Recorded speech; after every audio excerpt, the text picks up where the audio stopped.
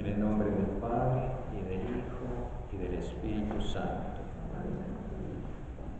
Dios y Señor nuestro, tu Hijo prometió su presencia a cuantos se reunieran en su nombre. Haz que lo sintamos ahora presente entre nosotros y que en la verdad y el amor experimentemos en nuestros corazones la abundancia de su gracia, de su misericordia y de su paz. Por nuestro Señor Jesucristo, tu Hijo, que vive y reina contigo en unidad del Espíritu Santo y es Dios por los siglos de los siglos. Continuamos pues hoy este tema tan hermoso sobre nuestro Señor Jesucristo. Conocer a Jesucristo es conocerlo todo.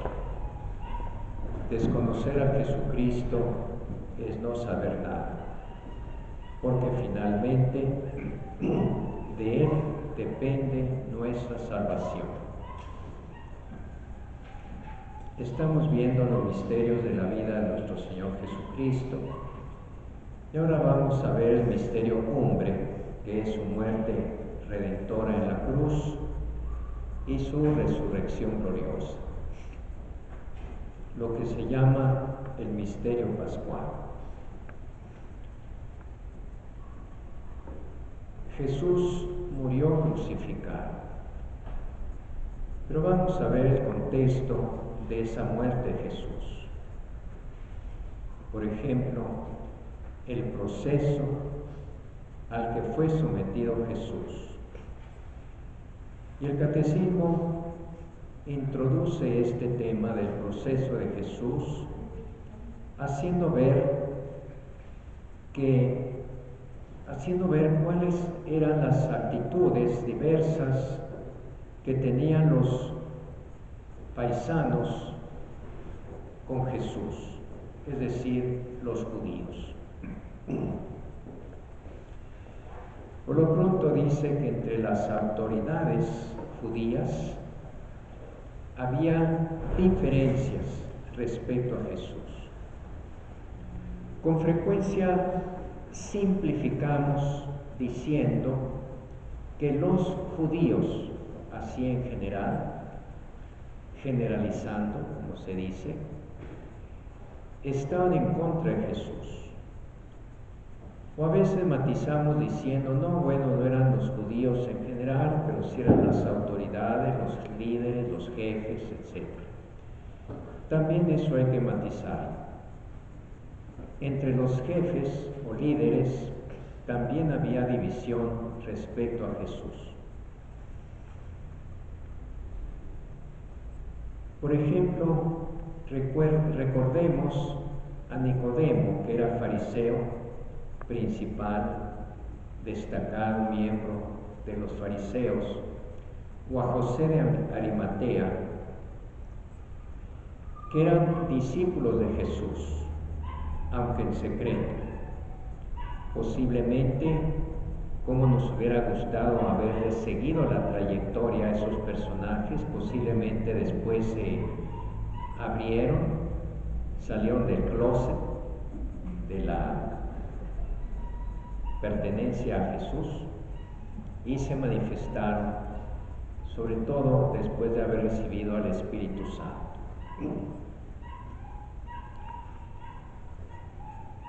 Los judíos disputaban frecuentemente acerca de Jesús, hasta el punto de que en la misma víspera de su pasión, San Juan pudo decir de ellos que un buen número creyó en él, aunque de una manera imperfecta.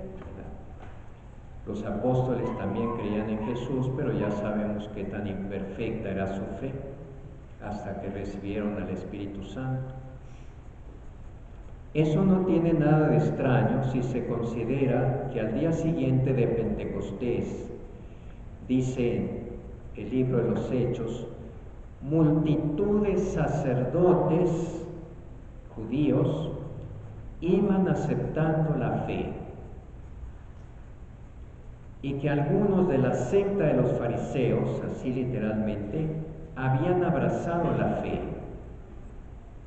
hasta el punto de que Santiago puede decir a San Pablo que miles y miles de judíos han abrazado la fe y todos son celosos partidarios de la ley, le dice.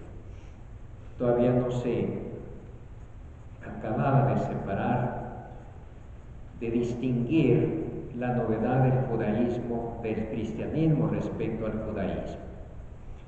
Pero podemos decir que la iglesia naciente, aún antes de abrirse a los paganos, está formada por judíos.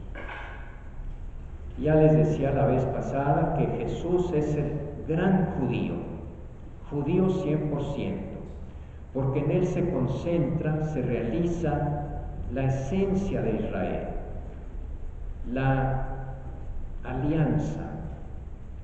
Él es el que va a hacer una nueva alianza en su persona, y la alianza es un concepto básico en la historia de Israel. Las mismas autoridades religiosas de Jerusalén no fueron unánimes en la conducta a seguir respecto a Jesús. Los fariseos amenazaban de excomunión a los que lo siguieran, a los que temían que todos creerían en él y vendrían los romanos y destruirían nuestro lugar santo y nuestra nación. El sumo sacerdote Caifás les propuso profetizando: es mejor que muera uno solo por el pueblo y no que perezca toda la nación. Y San Juan dice que eso lo profetizó sin darse cuenta. O sea, efectivamente Jesús murió, él, en el sentido que fue condenado en lugar de que fuéramos condenados todos a la muerte eterna. Él fue condenado. Pero Caifás lo decía en el sentido político de que como aparecía como un alborotador, era mejor matarlo a él y que no se alebrestaran los romanos. Sin embargo, más allá de esa intención inmediata o de esas palabras suyas, Caifás describió la labor redentora de Jesús. El Sanedrín declaró a Jesús reo de muerte, como blasfemo. O sea, la razón básica, central, principal por la que el Sanedrín condenó a Jesús fue, como le dijo Caifás, o le decían los demás, porque tú siendo un hombre te haces pasar como Dios, como el Dios verdadero. Incluso se atribuía poderes que solamente se le reconocían a Dios, como el perdonar los pecados. Y cuando decía o se atribuía a sí mismo el nombre divino del Yo Soy. Pero si le hubieran dicho a los romanos: lo queremos condenar a este porque se cree Dios o se hace pasar como Dios, los romanos, ¿qué hubieran dicho? Hubieran dicho: esas son asunto de ustedes, son discusiones teológicas, religiosas, que no nos incumben a nosotros. Nosotros páguenos el impuesto y eso, con eso tenemos. No necesitamos más líos. Por eso, la razón que dan a los romanos es que él se presenta como un rey en oposición al emperador. O sea, presentan una razón política y no religiosa, para poder mover a Pilatos. Ni esto convenció a Pilatos, pero ya sabemos, pero por cobarde finalmente soltó a Barrabás y castigó o mandó matar a Jesús. Pero recordemos, la razón por la cual el Sanedrín condenó a Jesús es porque se hacía pasar como Dios, porque se reconocía como Dios.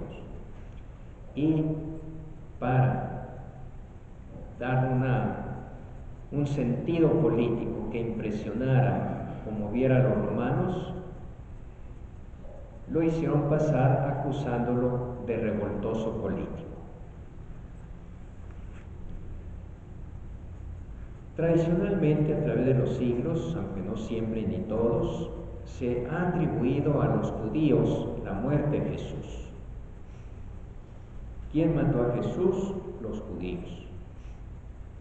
Realmente lo mataron directamente a los romanos. Los judíos no tenían poder para condenar a muerte a nadie, según las leyes romanas de ocupación. Ese poder de condenar a muerte le correspondía al representante, al gobernador, representante del emperador romano. Por eso se lo entregan a él para que lo ajusticie. Crucifícalo, le gritan, la turba manipulada por los jefes, por los sumos sacerdotes.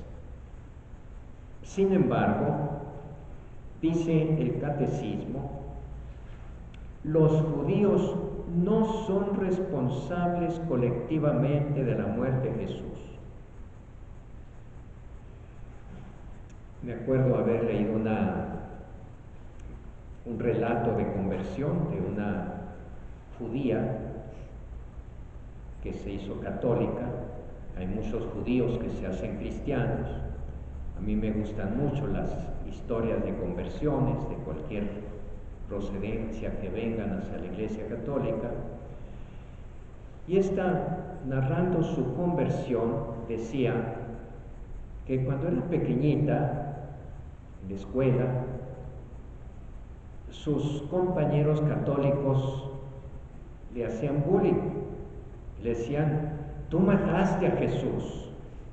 Y la niña decía, pues ¿quién es Jesús? Yo nunca he matado a nadie. Allí ven ustedes el prejuicio que hay o ha habido siempre contra los judíos.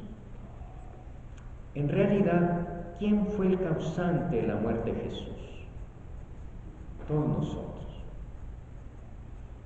Descargar sobre los judíos esa culpa es sacudirnos nuestra propia responsabilidad. Jesús murió por nuestros pecados.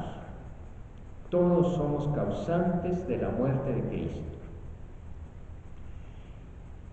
Y en un sentido intemporal, todos los pecados de antes y después, hasta los nuestros hoy, 20 siglos después, estaban ahí presentes porque Jesús estaba pensando en nosotros, muriendo por nosotros, a causa de nosotros, por los pecados de todos los hombres.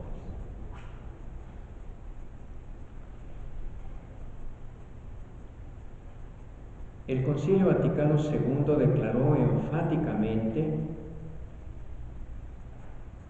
descargó enfáticamente la culpa de los judíos en un sentido general. Claro, sí había algunos judíos principales que incluso de mala fe condenaron a Jesús.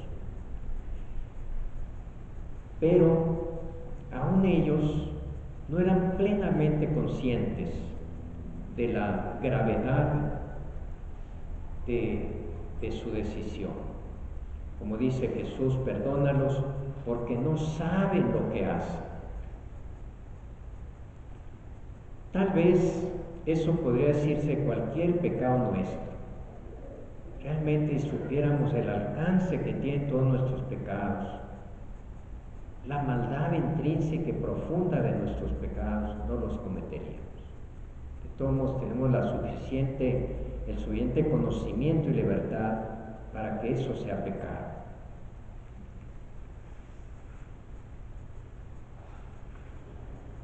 Dice el concilio, lo que se perpetró en su pasión no puede ser imputado indistintamente a todos los judíos que vivían entonces, ni a los judíos de hoy, menos a los judíos de hoy, de todos los otros siglos.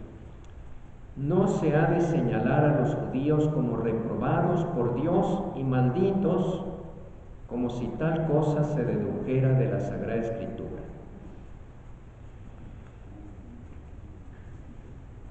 En el oficio de Semana Santa, del Viernes Santo, en las oraciones que se dicen por diferentes grupos de personas, por los no creyentes, por los no cristianos, por los judíos, tradicionalmente la oración decía: oremos por los pérfidos judíos.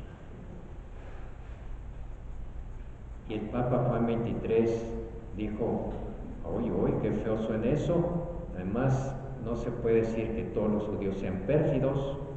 Entonces mandó quitar de esa oración esa expresión. Nada más dice: oremos por los judíos. Somos muy dados pues a generalizar. La Iglesia, en el magisterio de su fe y en el testimonio de sus santos, no ha olvidado jamás que los pecadores mismos fueron los autores y como los instrumentos de todas las penas que soportó el Divino Redentor. Teniendo en cuenta que nuestros pecados alcanzan a Cristo mismo, la Iglesia no duda en imputar a los cristianos la responsabilidad más grave en el suplicio de Jesús, responsabilidad con la que ellos, con demasiada frecuencia, han abrumado únicamente a los judíos. O sea, todo el ser humano que peca, cristianos, paganos, todos somos causantes de la muerte de Jesús. Pero podríamos decir que los pecados de los cristianos son más graves, porque mientras más conocimiento tengamos de lo que hacemos, somos más culpables. Como dice San Lucas, el que sabiendo lo que tiene que hacer no lo hace, es digno de castigo, y el que no sabe y no lo hace, pues es digno de menos castigo. O sea que nosotros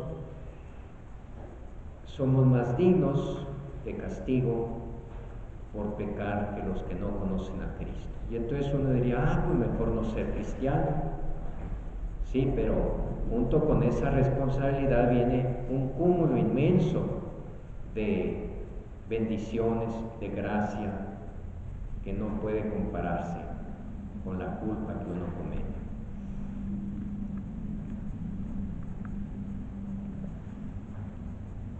Debemos considerar como culpables de esta horrible falta a los que continúan recayendo en sus pecados, ya que son nuestras malas acciones las que han hecho sufrir a nuestro Señor Jesucristo el suplicio de la cruz.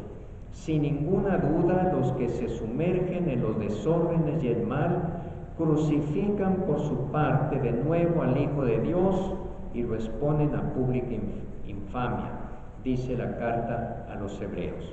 O sea, no es que Él vuelva a sufrir, sino que nosotros en cualquier tiempo, en cualquier lugar en que cometemos el mal, hacemos el mal, estamos causando la muerte que ya sufrió Jesús.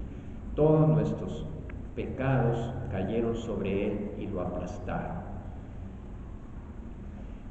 Pero como vamos a ver, lo aplastaron a Él para que nosotros no seamos aplastados. Porque el pecado nos destruye, pero nos destruye para siempre. Pero Jesús fue destruido en lugar de nosotros, aplastado, triturado, para que nosotros no lo fuéramos si nos acogemos a Él. Si lo despreciamos, si lo hacemos a un lado, pues no tenemos ese escudo de protección que es Jesús.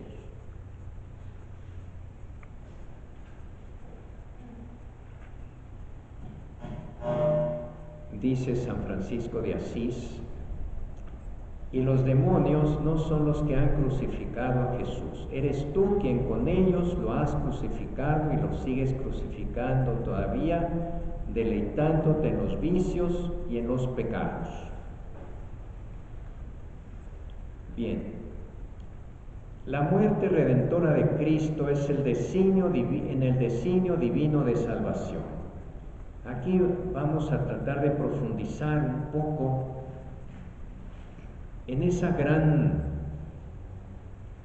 cuestión, pregunta, incógnita, perturbadora, de por qué para salvarnos Jesús tenía que morir de esa manera tan atroz, siendo Dios y pudiendo habernos salvado de otra manera. Y otra más inquietante todavía, dado que creemos en un Dios uno y trino, con 3 personas, y que la segunda fue la que se encarnó y murió en la cruz, en su naturaleza humana, en obediencia a su Padre, se dice. Jesús, obediente hasta la muerte, y muerte de cruz. ¿Cómo es que Dios, el Padre, mandó a su Hijo a morir? Lo empujó a la muerte más atroz. ¿Qué explicación o cómo podemos ver eso? La muerte violenta de Jesús no fue fruto del azar en una desgraciada constelación de circunstancias. Pertenece al misterio del designio de Dios. O sea, ya estaba así previsto por Dios que el Mesías iba a morir. Como les explica Jesús a los que van regresando desanimados a Emaús después de haber visto morir a su maestro en la cruz. Entonces Jesús les explica las Escrituras y les dice que aquello que acaban de ver, la crucifixión, muerte del Mesías, ya estaba prevista, ya estaba profetizada.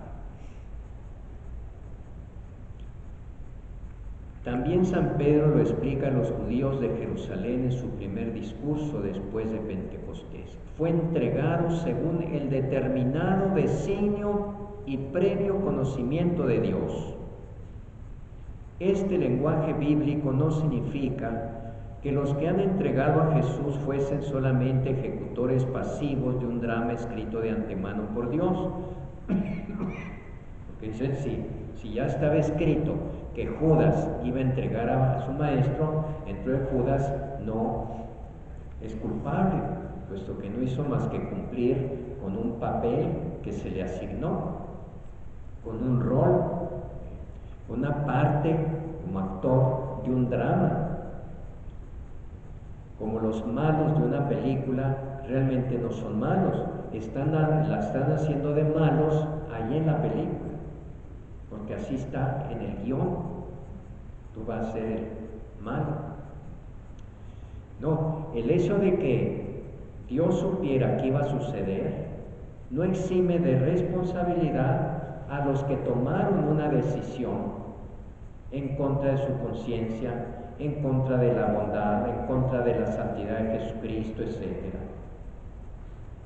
O sea, Judas, como lo dijo Jesús, ya se había ido preparando a través de pequeños actos malos, como robar el dinero de la comunidad, para la gran traición. O sea, de todos modos, no exime de responsabilidad el hecho de que ya estuviera escrito que Jesús iba a morir a manos de ellos, porque a la hora de que ellos tomaron la decisión, lo que estaba escrito o no estaba escrito era otra cosa. No sé si me explico.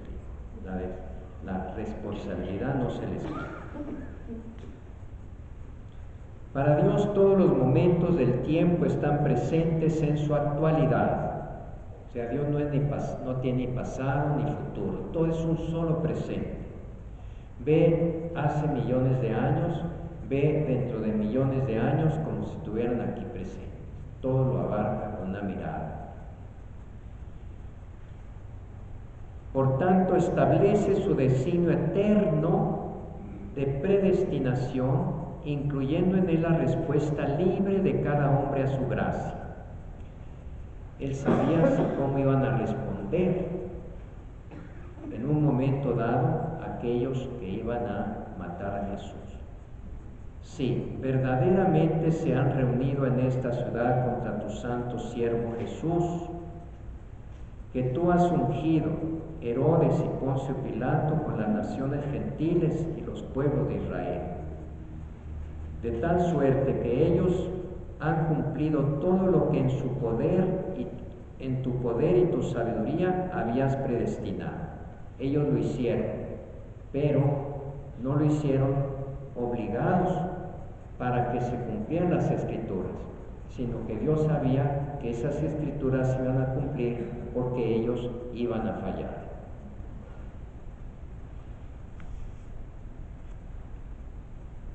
Sin embargo, Dios permitió esos actos nacidos de su ceguera, de su maldad, de su perversión, para realizar su designio de salvación.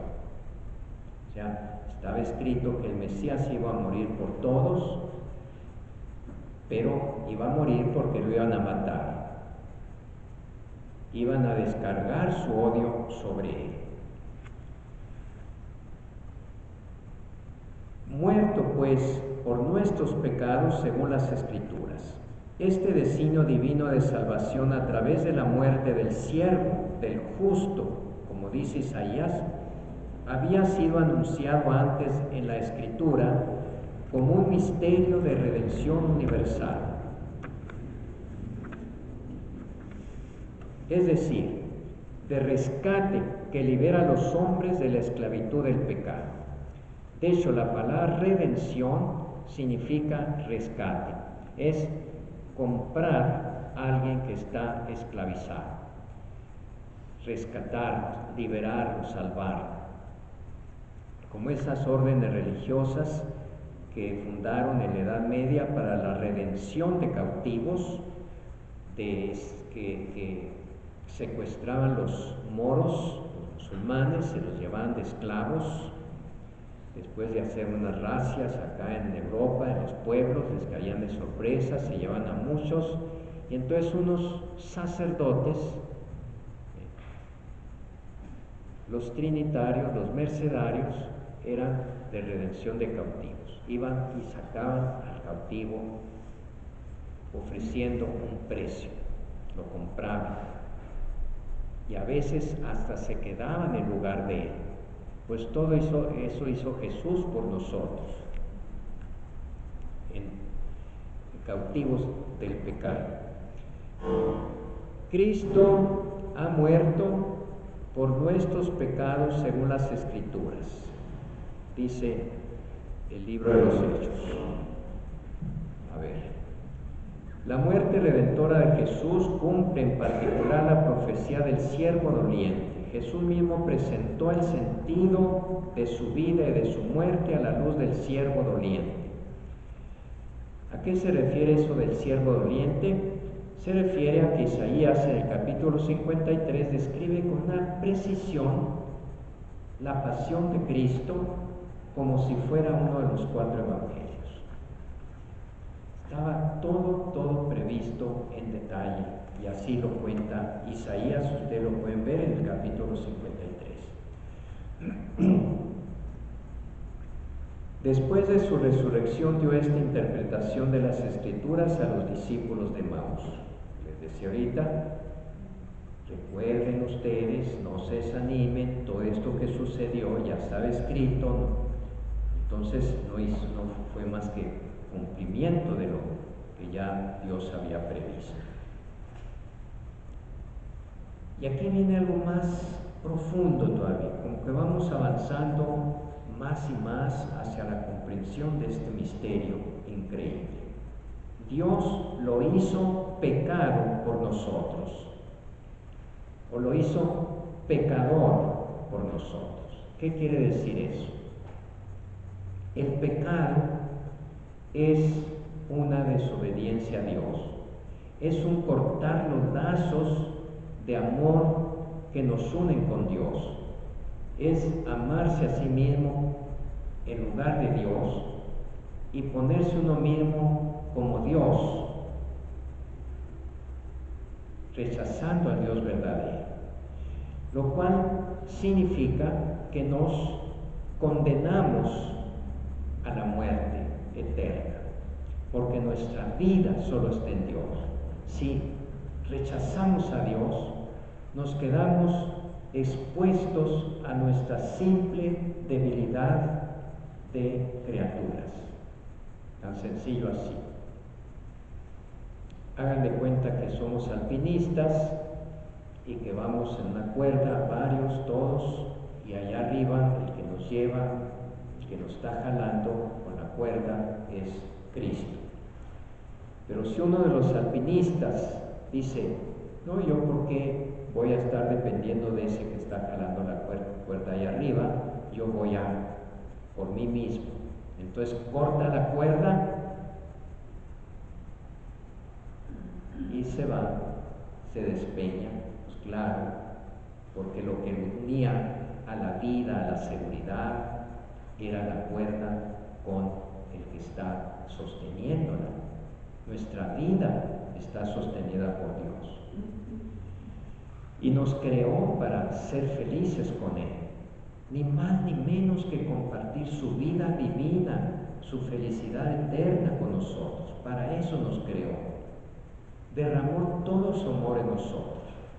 Pero si uno le dice, como le dijo a Adán, yo no quiero obedecer, yo quiero ser yo sin ti, yo quiero ser Dios y no contigo, entonces, pensando que uno va a pasársela toda, se hunde en la desgracia. Entonces, esa desgracia que todos merecíamos por nuestros pecados, cayó sobre Jesús. Cayó sobre Jesús. ¿Para qué? Para que no cayera sobre nosotros. O sea, la condena del pecado, que ahora no la notamos. A veces sí, a veces el pecado tiene consecuencias aún en esta vida. ¿Cuántos que han sufrido terriblemente reconocen que están en esa situación a causa de sus pecados? De haber dilapidado el dinero, de haber dilapidado su salud, de haber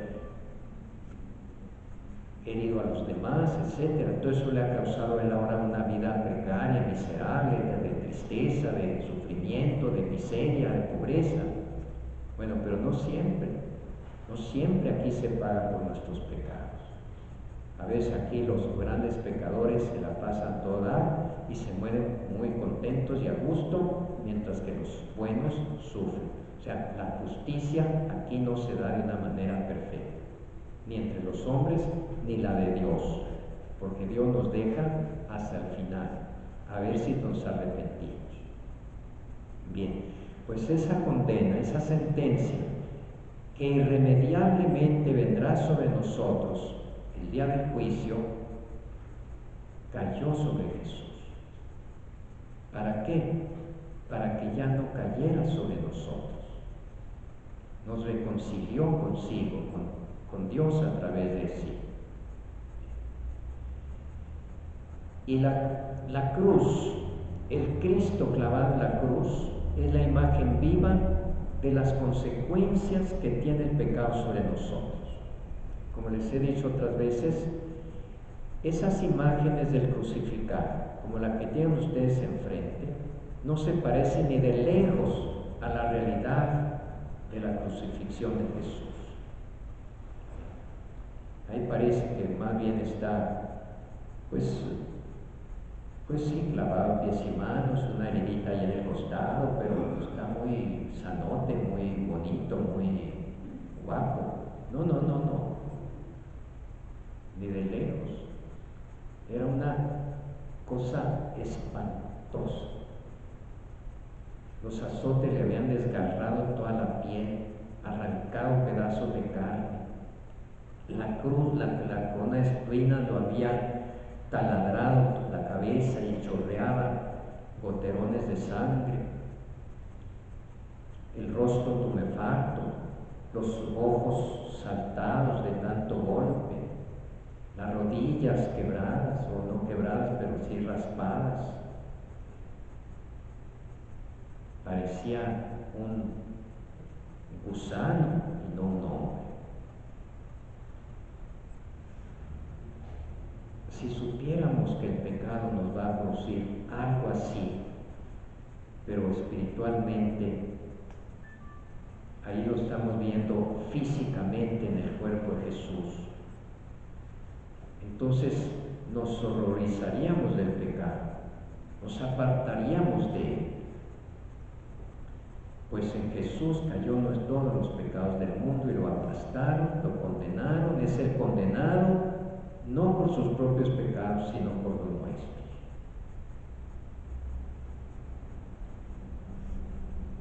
Tomó nuestro lugar. Hay un ejemplo muy hermoso de un santo contemporáneo, padre Maximiliano Kolbe, que era un franciscano que había tenido una larga, pues no muy larga, porque murió de 40 y tantos años, una vida apostólica muy intensa. Un día lo atraparon, era polaco, lo atraparon los alemanes porque les cayó mal su trabajo apostólico y lo metieron a la cárcel, a un campo de concentración. En una ocasión se escapó un prisionero y los nazis, los verdugos, los guardianes, juntaron a todos y les dijeron: si para tal hora no regresa o no encontramos al que se escapó, va a morir 1 de cada 10 de ustedes. Se llama diezmar. Pues no regresó. Entonces los pusieron en fila a todos los hombres, iban contando 1, 2, 3, 4, 5, 10, afuera, al calabozo, a morir de hambre. Vivían acá hasta que se murieran de hambre. Siguieron 11, 12, 20, afuera, al calabozo, con el otro, y así. Y él estaba parado ahí en la fila. Entonces, pongamos que, no sé qué número le tocaría, pero pongamos que llegaron al 30 y él era el 31. Y el 30, al que le tocó morir, era un joven que había dejado a su esposa, sus hijitos pequeños, y comenzó a llorar. ¡Ay, mi esposa, mis hijitos! Y el padre Kolbe se conmovió y se salió de la fila y fue con él. Guardias brutales, porque quedaban solamente los más sádicos para eso. Otros no aguantaban y se salían o los mataban por cobardes. Y le dijo: yo quiero tomar el lugar de este prisionero. Tan insólita era su propuesta y su pedido que el otro se quedó estupefacto y no tuvo más que decir que sí. Entonces se quedó al que le tocaba morir y el padre Kolbe se fue al calabozo a morir de hambre, literalmente. Después pues iban muriendo uno por uno, él los calmaba, los animaba, rezaba, los bendecía, mantenía un poco en alto la moral, los preparaba para morir, y él fue el que resistió más, ya no más él quedaba, o quedaban varios. Entonces, para ocupar otra vez para otros prisioneros ese calabozo, les pusieron una inyección de cianuro, no sé qué, para que se muriera. Y así murió el padre Juan. Pues ahí tenemos un ejemplo, pequeñito si ustedes quieren, aunque es enorme, inmenso ese ejemplo, ese sacrificio del padre Kolbe, pero en comparación con la entrega, la muerte de Jesús, es un caso pequeñito, porque Jesús fue condenado en lugar de nosotros, tomó nuestro lugar. Éramos los indicados para morir, para ser condenados para siempre en el infierno. Y Jesús dijo, no, yo voy a recibir ese castigo. Claro, no es automático el que ya porque Cristo murió por nosotros, todos nos salvamos. Porque es una oferta que Dios nos hace en Cristo, que apela a nuestra libertad, a nuestra decisión, a nuestra respuesta. O sea, ahí está la oferta. Si uno la acepta, queda libre de sus pecados, queda perdonado, libre del infierno. Si no la acepta, Dios no lo va a obligar. No nos va a obligar. Por eso es tan importante Cristo en nuestra vida, porque todos somos pecadores. Todos somos pecadores. Y todos, como dice San Pablo en su carta a los Romanos, estamos perdidos por nuestros pecados. Por eso Dios envió a su Hijo, que se hizo hombre, que murió en la cruz por nosotros, para que nosotros ya no fuéramos condenados. La cruz significa en este caso la condenación. Pero esa cruz Jesús la convirtió en medio de salvación para nosotros. Por eso la cruz es el signo del cristiano, porque nos recuerda el sacrificio de Cristo, del cual nos hemos librado nosotros. Dios lo hizo pecado por nosotros. Jesús no conoció la reprobación como si él mismo hubiese pecado, pero en el amor redentor que le unía siempre al Padre, nos asumió desde el alejamiento con relación a Dios por nuestro pecado, hasta el punto de poder decir en nuestro nombre en la cruz, Dios mío, ¿por qué me has abandonado? Él sintió de veras el abandono de Dios, como lo sentiríamos nosotros.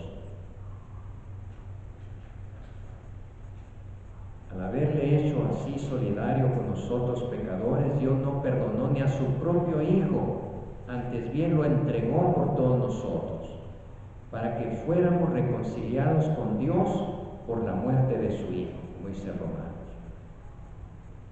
O sea, no es trata de que el Padre quiso y el Hijo no quería y a regañadientes vino y se sacrificó por nosotros. No, la voluntad del Padre es la misma voluntad del Hijo. El Hijo murió en obediencia al Padre y por amor a nosotros, voluntariamente.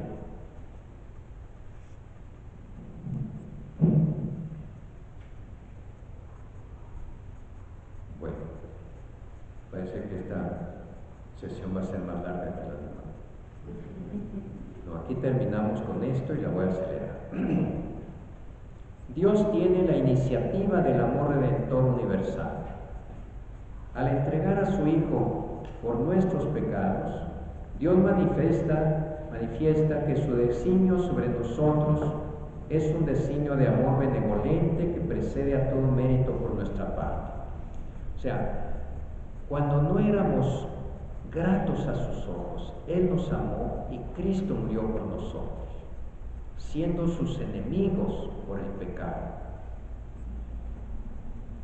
En esto, dice San Juan, conocemos, en esto consiste el amor, no en que nosotros hayamos amado a Dios, sino que Él nos amó y nos envió a su Hijo como propiciación por nuestros pecados. Y dice Romano, la prueba de que Dios nos ama es que Cristo, siendo nosotros todavía pecadores, murió por nosotros, sin merecerlo, sin esperarlo siquiera. Jesús ha recordado al final de la parábola de la oveja perdida que este amor es sin excepción, o sea, su oferta es para todos, no hay nadie excluido. solamente aquel que se quiera excluir libremente. Ahora bien, eso libremente pues es muy relativo, porque ¿cómo puedo yo aceptar el amor que Dios me tiene? ¿O cómo puedo aceptar, reconocer que soy pecador si no se me ilustra sobre ese hecho? Por eso está el Evangelio. Por eso debe la Iglesia predicarlo, anunciar a Cristo, anunciar el amor del Padre, anunciar que todos somos pecadores y por nuestros pecados estamos condenados para siempre, pero que Dios nos ama así como somos y nos ofrece el perdón por medio de Cristo, o el perdón ganado para nosotros por Cristo. La Iglesia, siguiendo a los apóstoles, enseña que Cristo ha muerto por todos los hombres sin excepción.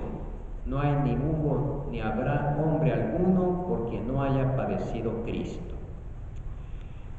En la consagración del cáliz, en la misa, dice que este es el cáliz de mi sangre que será derramada por ustedes y por muchos.